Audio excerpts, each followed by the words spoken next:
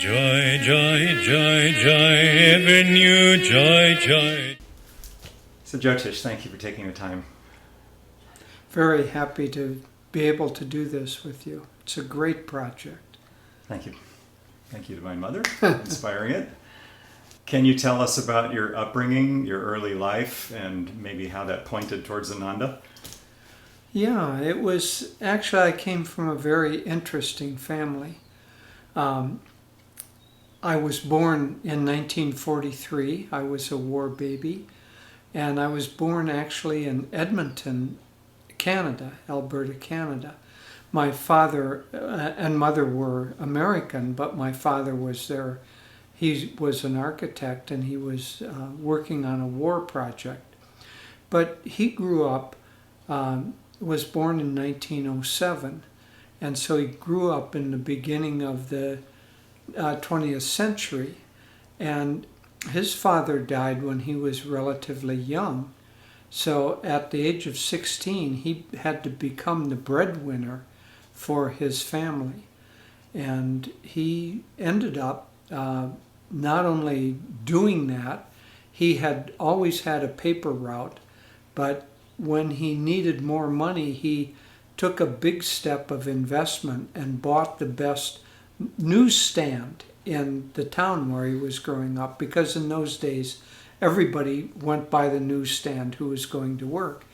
And in doing that, he was able to not only support himself and his family, but save enough so that he could go to college. So he went to Yale and studied architecture and had an extremely good degree, could have worked anywhere in the country, but he was more artistic than he was mercantile. And so he ended up having his own practice, his own small practice. And so I grew up in northern Iowa, which is where my mother was from, Decorah, Iowa. And then when I was in 5th grade or so, we moved, 50, 80 miles north of that to Minnesota, Austin, Minnesota. Austin is the original spam capital. It is, yeah. So I have that claim to fame. So it was the center of Hormel meatpacking plant, which produced all the spam starting in World War II, and it was well known. But it allowed much more scope for being an architect and having a viable business.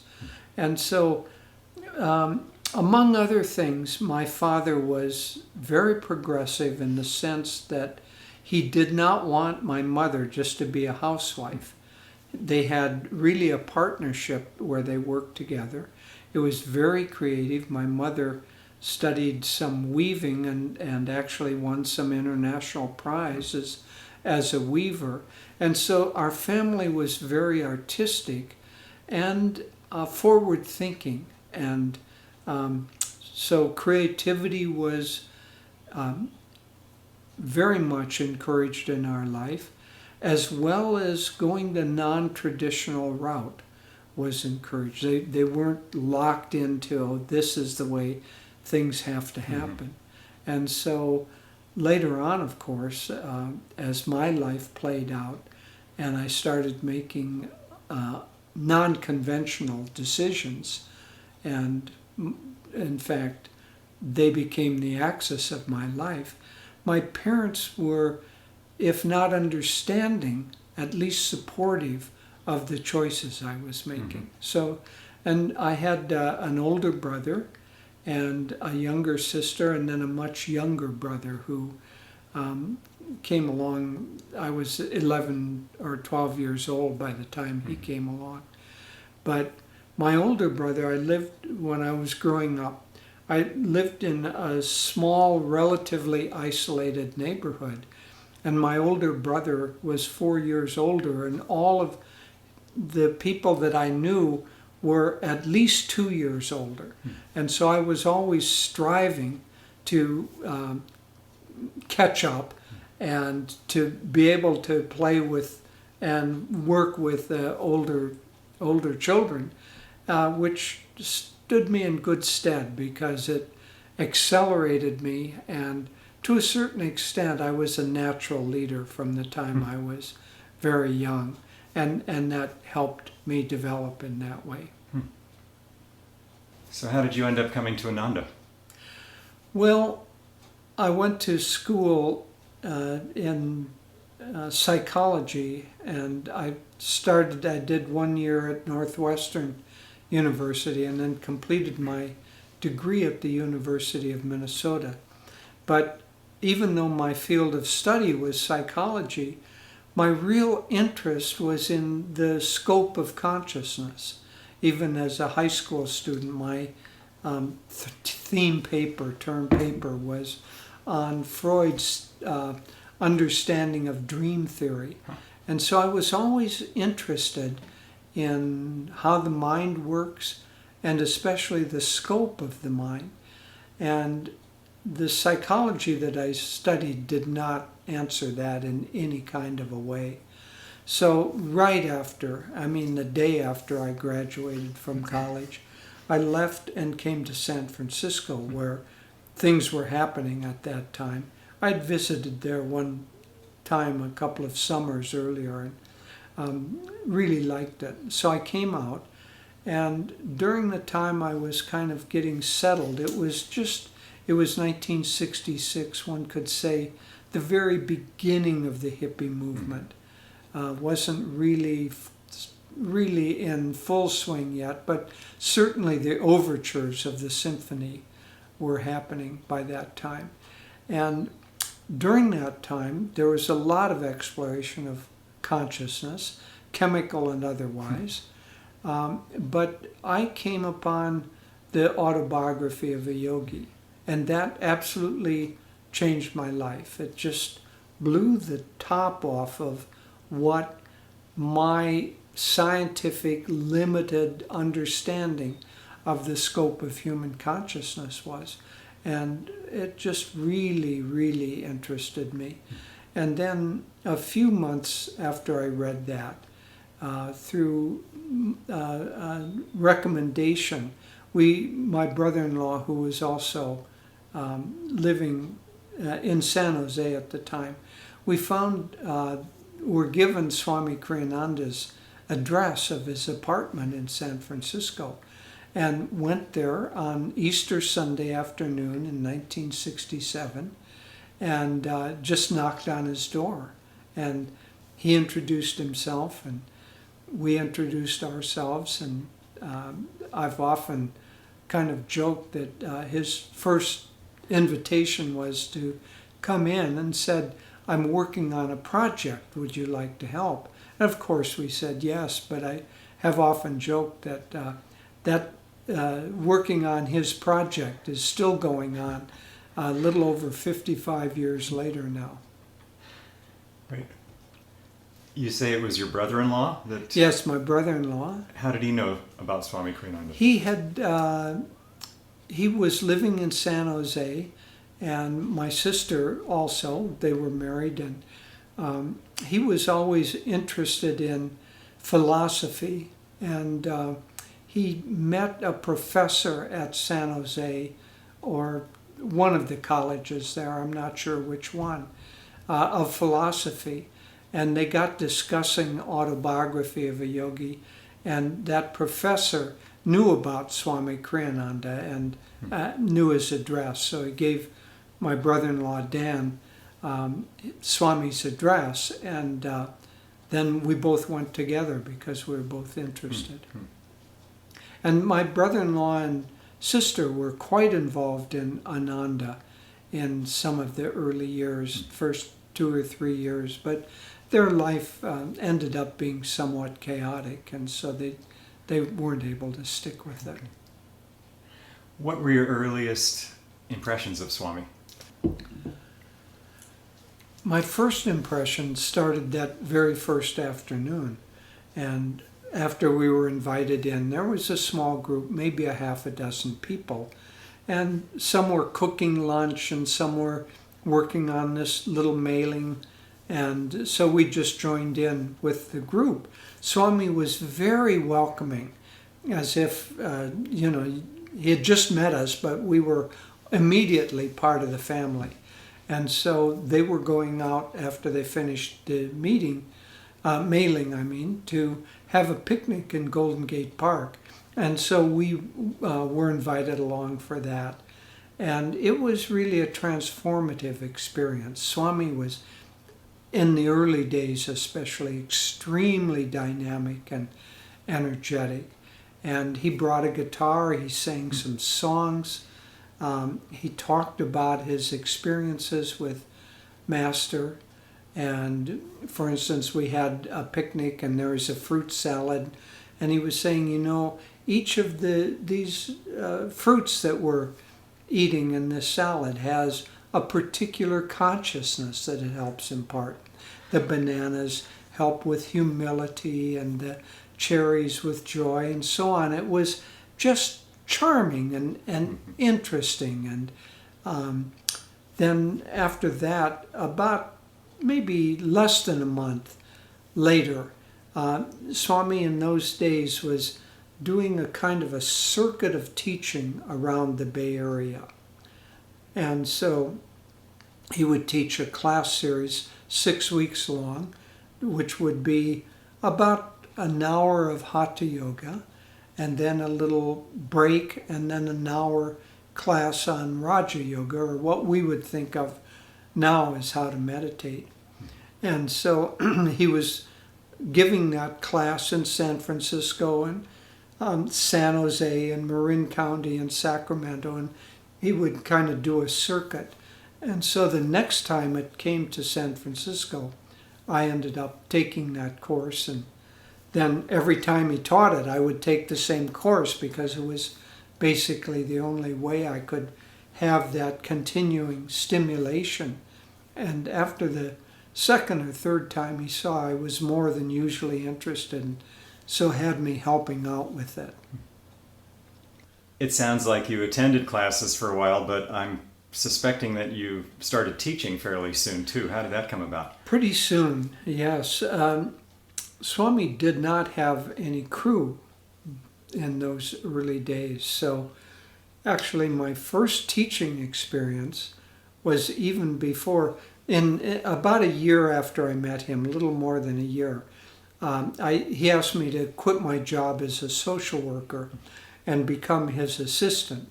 And then I was teaching regularly. But even before that, in the early years, we had a little ashram in San Francisco, the very, very first one. Swami didn't live there, nor did I, but my sister and brother-in-law did. And there were about 6 people that lived there. And during Swami's touring around and doing all of these classes, he asked people whether they would like a more advanced class. And a lot of people raised their hands. And so he offered that class. And then, because very few relatively, his classes were 30, 40, 50 people. And I think only about 6 or 8 people actually ended up wanting to sign up and take that class. And Swami was in a dilemma. He didn't feel he could cancel it because he'd promised it, but he didn't feel he could devote that amount of time, so he asked me to teach it. And I said, but by this time I had probably had 3 or 4 rounds of his 6-week course.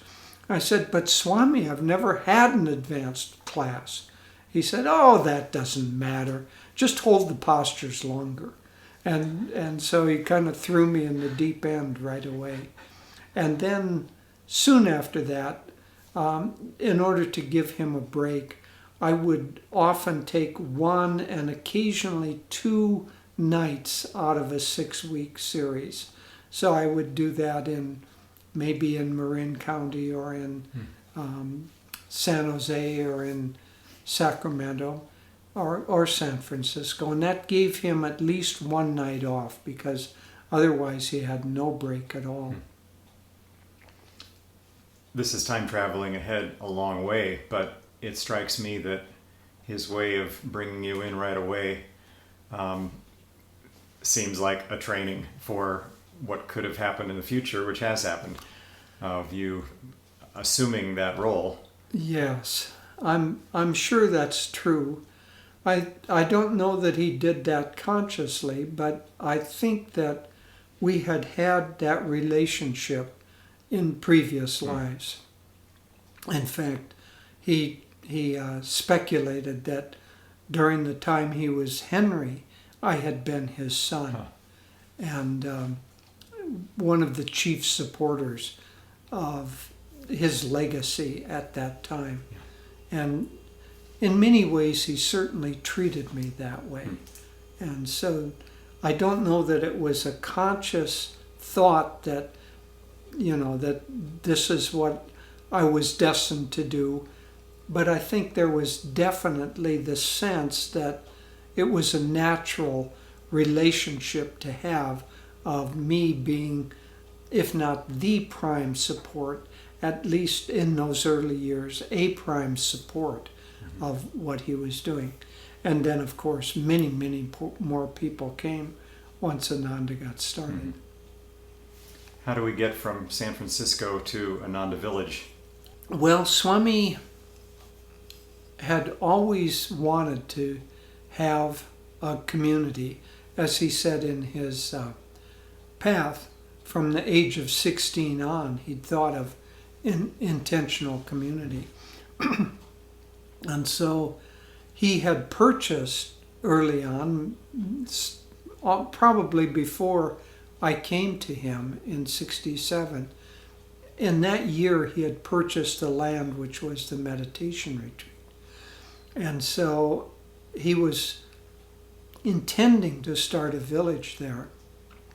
But it started out as a meditation retreat.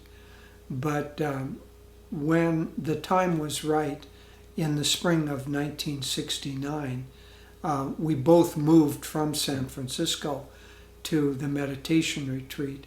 But in between 67 and 69, especially in 68, almost every weekend that was open, we would come up together and sometimes with other people to work on projects at the meditation retreat. What was your impression back then of what was happening around you? Around me in the sense of Ananda, or around me, yeah. Well, it was a scattered but slowly coalescing group. Swami did, as well as his classes, then he began to have a Thursday night satsang. And that allowed people who were from various areas, and it was no longer appropriate just to take classes, the same class over and over. It allowed satsang very much like what we do now. There'd be chanting, and he would get everybody participating. He taught me to play the mridanga, a couple of particular rhythms. So I was the drummer and passed out, bells and things. So he got people participating. So there'd be chanting, 3-4 chants, then meditation. Then he would give a little discourse, and then often there would be some little snack kind of thing, so that there could be a connection. And so in that way, it allowed people who wanted a longer term connection to begin to come together. And some of those, a few of those people, Jaya was one, and a few others were among the very first residents that came up. And then others were just people who had heard about Swami, or maybe heard him speak, or maybe had taken his classes. But those kind of pioneer types who were ready and karmically able to leave the city or leave what they were doing and move to rural property like the meditation retreat. What was your role initially? Well, for the first 2 or 3 months, my role was just helping out, doing everything. Everybody did everything that was needed in those early days. Then, through some circumstances that are a little complicated, probably I don't need to go into them, we got the property at the farm. And so now we had two properties. And so we had the meditation retreat. Swami had a little geodesic dome and was living there. And I moved to what we called the farm in those days. It was what we now think of as Ananda Village. And so I moved there. And I, along with a couple of other people, was the general manager. So we did the organization and anything that needed to happen.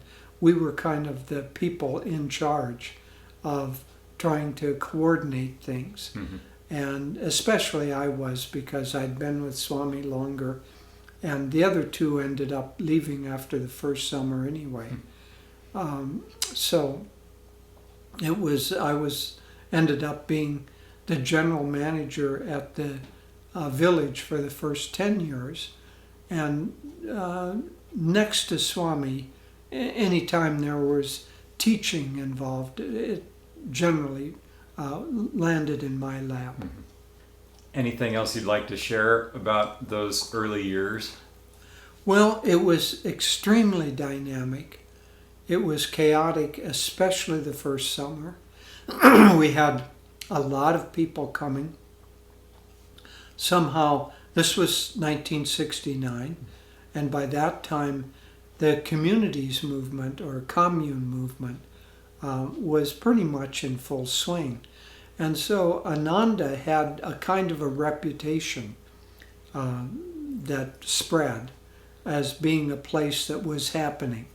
And so that first summer, we would sometimes have 3 or 4 cars arriving with people who had been, I was in Yosemite, man, and I heard about this place, and they told me if I came here, you'd give me a house, and I could live here with me and my kids, and so where is that? And so we'd end up, well, there's a river nearby, and if you want to camp out there, you can do that. But the facilities at Ananda were very primitive. I was living in a tent during that first summer, and then we ended up making teepees in order to survive the winter. But the reason I say this is things were very chaotic and quite scattered, but beneath that there was a core of very serious devotees. And I firmly believe that we had been together in the astral plane, had many times done communities together, and we incarnated in order to help this work. Master needed help. Swami incarnated to help him. Swami had his own particular kind of spiritual family, and we incarnated to help him do this great work. Mm-hmm. And so that core of deep devotees was what remained and what the community grew around. Did Swami talk much about that, about the past lives and what he expected this time around? Yeah, he didn't talk too much about past lives at any one time. You know, you live with somebody for 50 years, and once in a while he would touch on something, and that would remain in your memory. So you gang them all up together, and you have a kind of a coherent story. But it wasn't like a theme that he dwelt on. Mm-hmm. He would occasionally in a lecture refer to the fact that it feels like we have all done this before together, and so on. But Swami was extremely dynamic. He was still in the very early days teaching, and in the cities he would go to Sacramento and San Francisco and teach in order to bring in the money needed to pay the mortgage, which we assumed as a group after a year or two. But the point being that he was extremely dynamic, working nonstop. So he would be out teaching all week, and then he would come and he would do a retreat on Saturday, Sunday service, and counseling. And then at the same time, he was writing the lessons, 14 Steps to Perfect Joy in those days, that became Raja Yoga. So extremely dynamic, but everybody else, you read stories about Master, how Master would work through the night and people would work with him. It was the same, especially that core group. Whatever needed to be done, everybody pitched in to make it happen. You mentioned him writing The Path. What was it like before he wrote that in terms of knowing his life with Yogananda? Did he talk about that much? What was it like after he wrote that? Well, Swami always self-referred as a disciple of Yogananda. And so always woven into his talks were not only Yogananda's teachings, but stories to illustrate those teachings. And many of those, of course, ended up in the Path. Path wasn't written until some years later. So I think he probably started it in 74. I know that during the fire, he was in Hawaii editing it. So at least in that time period. But many of the stories that went into that, he would tell during satsangs. You mentioned the fire. What were your own experiences during that? Well, Devi and I had gotten married the year before the fire. And so we were married in March of 1975. And then after a few months, she got pregnant. And so we had a child, and our son, and he was born 11 days before the fire came. And so we were living in a geodesic dome that I had built.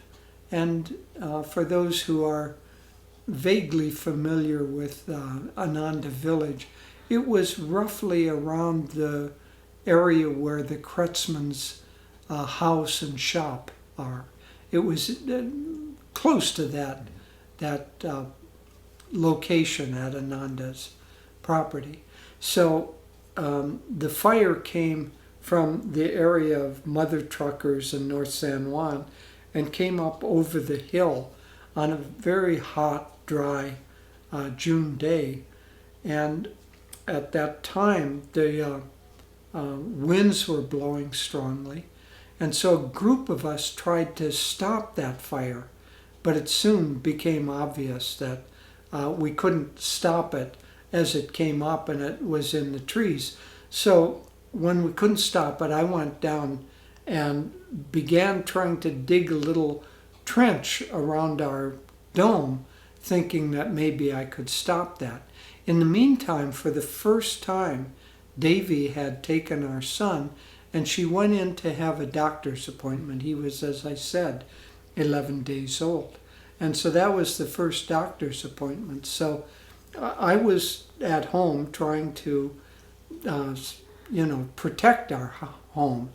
And Vidura's son came driving down the road in a truck, and he said, "You've got to get out of here. You got to get out of here. The fire is only minutes away." And I was so focused on trying to get everything protected that I wasn't really paying attention. I looked up the hill, and the flames were 30, 40 feet high up in the trees. And it was obvious that nothing, a little foot-wide trench was not going to stop anything. So I went into kind of yogi mode and said, I'm not attached to anything. I give it all to God. Whatever you want, Lord, take it. And Dwayne, Vidura's son, said, well, we have 5 minutes. Why don't you grab some clothes? So I ran in and grabbed a few clothes. And Devi had packed up everything on our altar because she was intending to clean it when she came home. and she hadn't been able to kind of keep it clean right after the pregnancy. And so I was able to grab all of our stuff from the altar, our harmonium, a little bit of clothing, and that was it. And then threw that in the back of the truck and went down. By that time, Davy had arrived back at the village.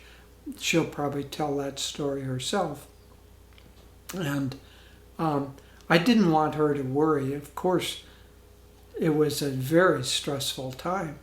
And she didn't know whether I was alive or not. And so kind of coming out of the smoke, I came down. And because our dome leaked at the seams, I wanted to make light of the moment. And first words I said were, well, we don't have to worry about leaks anymore. And she laughed, and kind of partly out of relief and partly in appreciation of the fact that I was taking things well. And we managed to get through. Everybody, we just worked together, doing what we could to support each other, help each other, and began gradually to rebuild. But about, from a third to a half of the people who were resident at that time, they weren't really here for the philosophy or the life as much as they had come here and kind of settled in and didn't have enough reason to move on, but with no housing. About a third to a half of the community residents left after the fire. And the rest of us began a very active period of rebuilding. I've heard that you started several businesses. And when did those happen? Well, they happened early on. The only business that we had at the beginning was the meditation retreat. And it was barely able to support the people who were working on the staff of the meditation retreat, let alone the growing population. We also had the publications business, but we're talking about 1972, 73. There were only 3 or 4 books at that time, and maybe a record or 2. And so we couldn't draw enough income from the sources that were kind of specifically to share the teachings. And so we knew that we had to do something to support ourselves. And someone suggested that the Hare Krishnas were making a lot of money doing incense. And so this was actually right at the very beginning. So at the winter of 1969, so the village was barely here. We took possession of the land in July of 1969, July 4th. So I lived in a teepee for a while, and then during that winter, I moved to San Francisco for a few months because I could then have access to getting something started. I just kind of invented it. I read what I could and invented how to make incense. It was completely crazy what I did, but it worked for a while.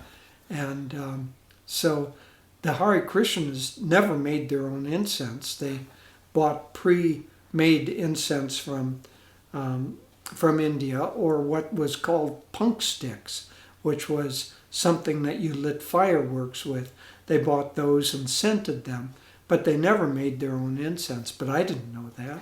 So anyway, I kind of invented a method of making incense, and it worked well enough, and we began selling that. And then a year later, I also added a line of scented oils, kind of like perfume. But at one point, that business was employing more than half the people living at Ananda. and was really quite successful as a means of employment at the time. I want to skip ahead because there's an interesting thing that happened many years later. In fact, the year of Swami's passing, we went to a reader like a Bhrigu reader, and this was in Bangalore, India, and it was called a Nadi reading based on Sukdeva's line. And the reader, as he was reading, I won't divert because it's a fascinating story in and of itself, but he said that you've never been in business. And I said, oh no, that's not true. I started a business and ran it for several years. And he looked at his little kind of ancient Sanskrit page, and he looked at it more carefully. He said, no, you've never been in business. It's like he was telling me that I never started. That was my interpretation. And so I said, but I started this business. He said, did you do that in order to get profit for yourself? Or did you do that as a service to your guru's work? And I said, well, as a service to my guru's work. He said, that's not business, that's guru seva. And so I know that there are some people that feel that it's not right to operate a business. Everybody should be teaching, or everybody should be, I don't know, helping with books or something. But for a community movement, we need lots and lots of different expressions and different ways of earning an income. But the difference is not what you do or the form of it, it's the motivation. And if you're doing whatever you do to help serve Master's work, Ananda's work, then it isn't business, it's Guru Seva. And we make a mistake when we say one kind of seva is okay, another kind of seva isn't okay. It's all needed and all helpful. So I probably didn't realize that at the time. I was not a natural businessman, and I didn't stick with it too long, because in 1976, or 79, I should say, Davy and I moved down to San Francisco to start the ashram there. Mm-hmm. So what prompted you to move down to San Francisco? Well, ignorance. No, because we always were working to do whatever Swami needed. And he had gone down at that time to do some classes. And so he asked us to come down and help. And I don't know whether explicitly he was thinking to start a community ashram, but certainly the idea of the city centers had just started. The very first one was in Sacramento, but there were only 3 or 4 people living there. Swami had a group working with him, maybe 15, 20 people in San Francisco, and he was giving a lot of classes, kind of because he had lived there for many years, as I had. He was trying to energize the first real city center. And so we were looking for some place where that could happen, and ended up finding this enormous house, 44 rooms, mansion in the ritziest part of San Francisco, Pacific Heights. For those who have seen the movie Mrs. Doubtfire, the house that was that house for Mrs. Doubtfire was less than a block away from us. But it was down the hill without the view. We were at the crest of the hill with the panoramic view of the bay, San Francisco Bay. So absolutely gorgeous house. 44 rooms, but there were 30 of us living together in that house for about 3 or 3.5, 4 years. But I'm skipping ahead. Swami had these satsangs generating the energy, but he had to come back up to the village. So he asked Davy and me to stay. Our son was 3 years old at this time, but to stay and get the work going in San Francisco. And so we stayed there for 3 years until our son really needed more schooling than what we could find there and needed to be at the village. And so, but we got that started, and it stayed in San Francisco for a couple of years longer. And then it transited down to what is now our work in Palo Alto. But it was the first of the large city centers. And Davy and I, our work has always been being pioneers. So whatever was new, we were kind of on the front lines. And we were the first couple that taught together. And so that model of teaching and leading a center happened there in San Francisco. Jyotish, I want to jump ahead. We know a lot about Ananda history, and you've written a lot and talked a lot. I'm intrigued as to what it was like when Swami passed, and what it was like for you in particular, just coming into that role of directing Ananda. Yeah, well, it was a big burden in a certain sense. On the other side, Swami had prepared us. So we had been with Swami from the very beginning. So call it 1970 just to make things easy. By the time he passed in 2013, that's 43 years. As I said, I was the village manager for the first 10 years, then from 69 to 79. Then we started the San Francisco Center. Then we went to Italy and helped get the work going in Italy. And then, so we were always pioneering.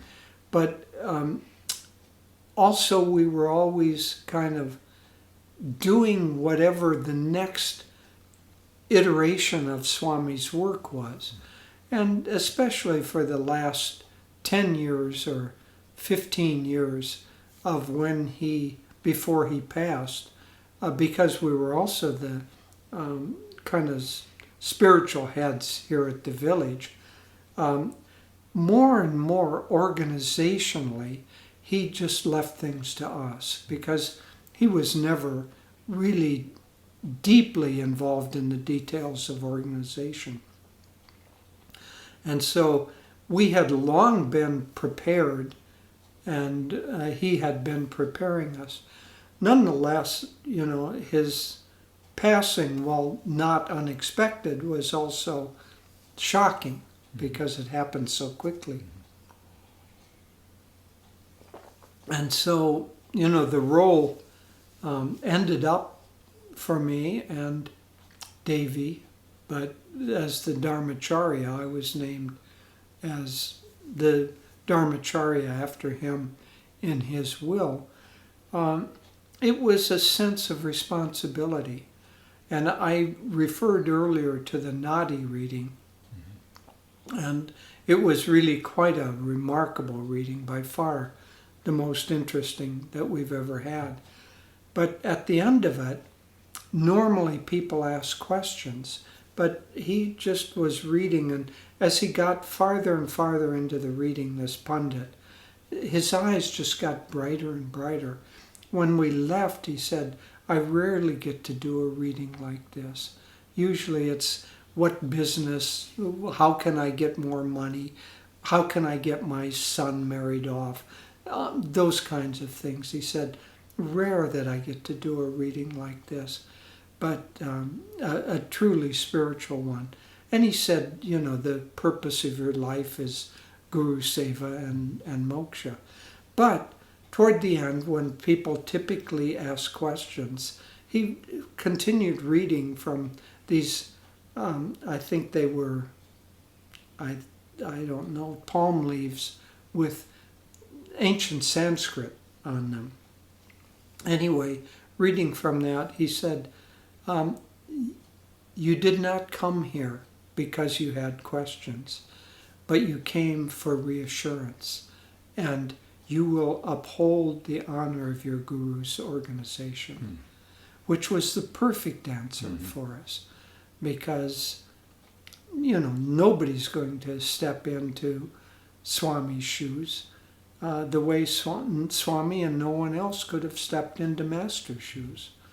But to be able to carry on and uphold the honor of Ananda and Swami and Master's work, not us, obviously, alone, all of us together, but the fact, through God's and Master's grace and Swami's guidance, Ananda has stayed strong and vibrant, has been very fulfilling.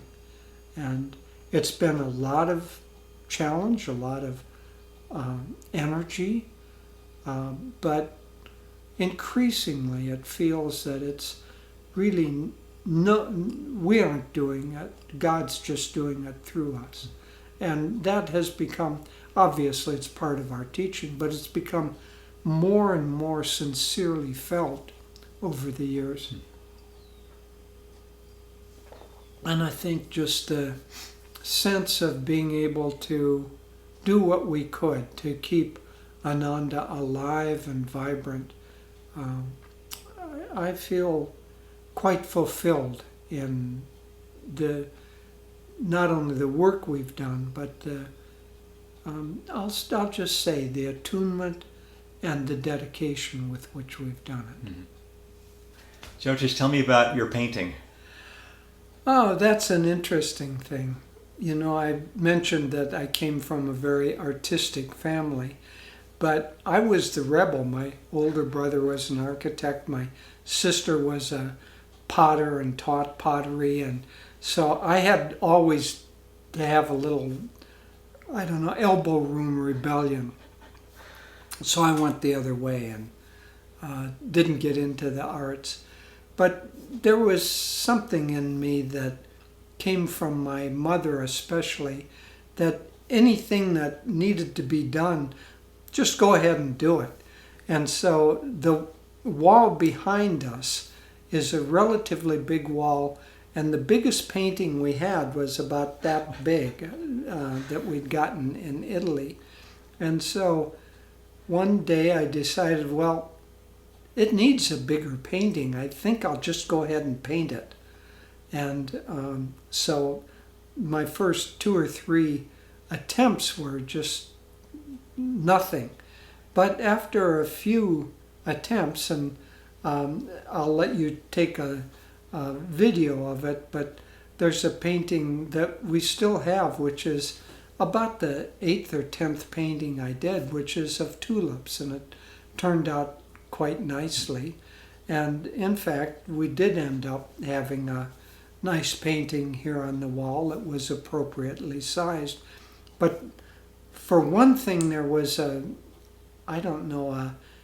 potential that had always been there, because my mind is very creative and I'm always looking for solutions or new ways to do things. And it had gone basically into the communities movement.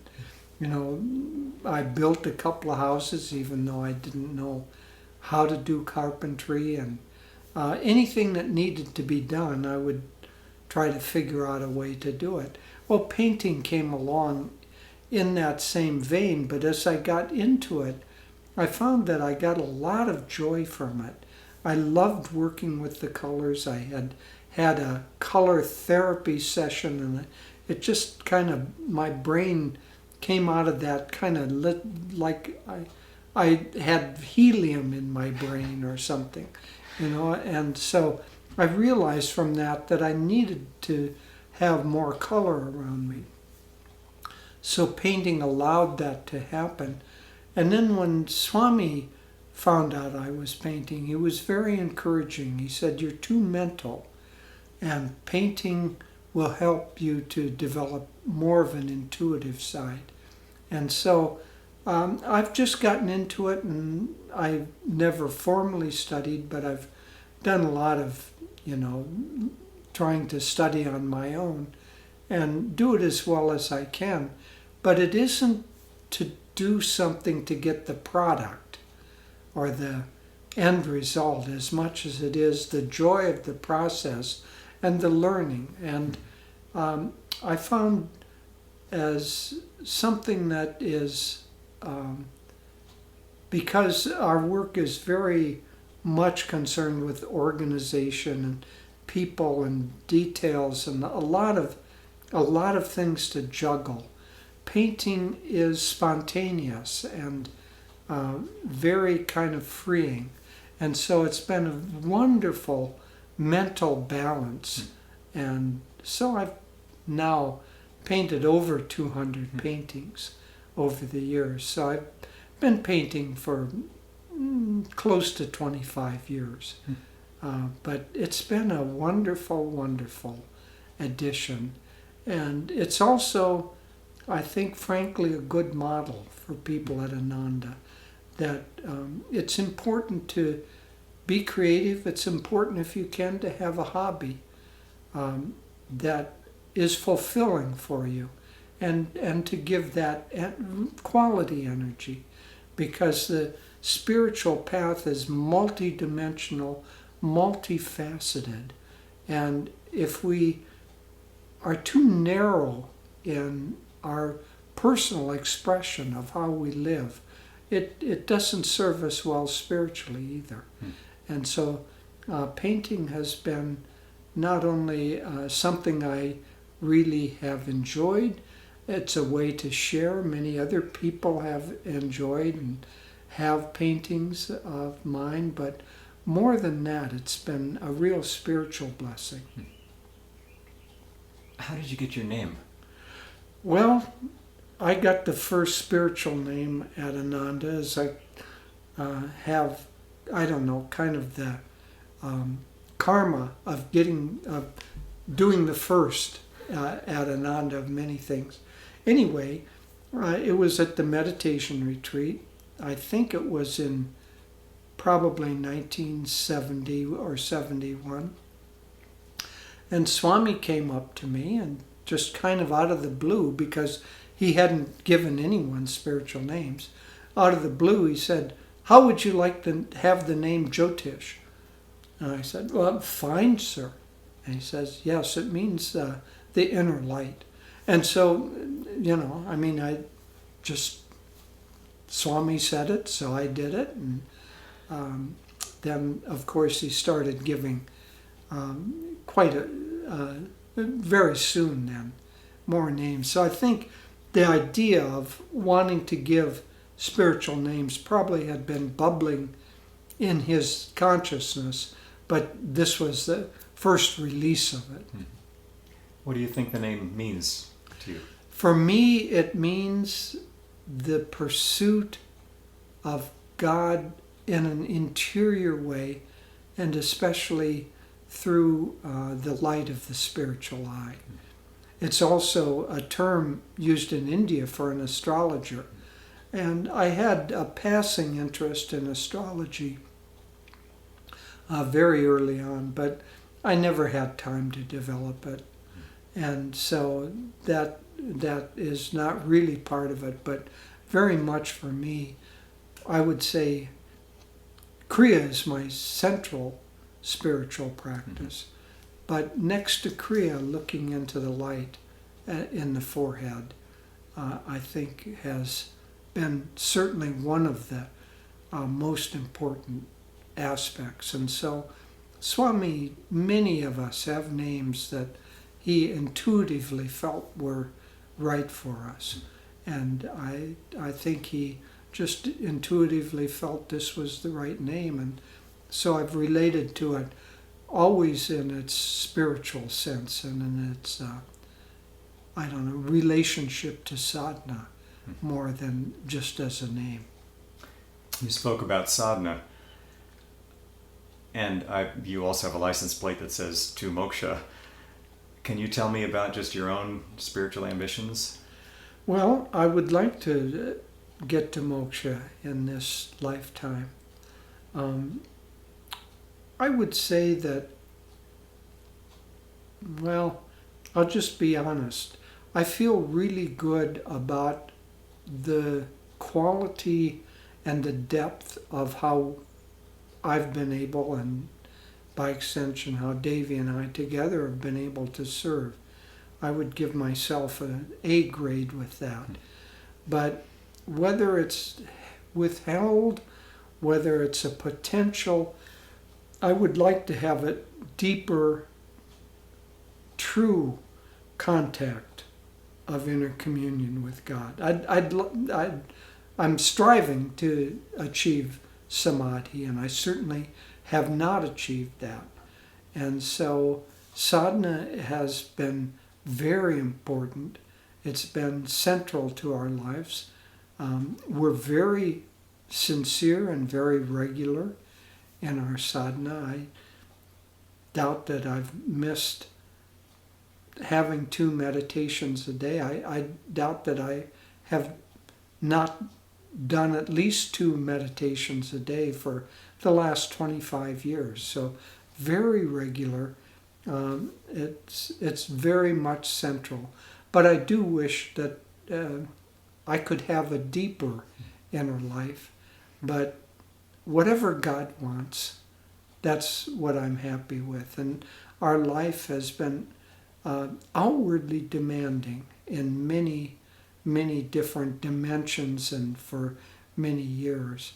But when we get the chance to set things aside and just be in seclusion, I can feel the resonance of having done that in past lives. And it's, as I say, I'm happy to do whatever's needed for Master and for Master's mission.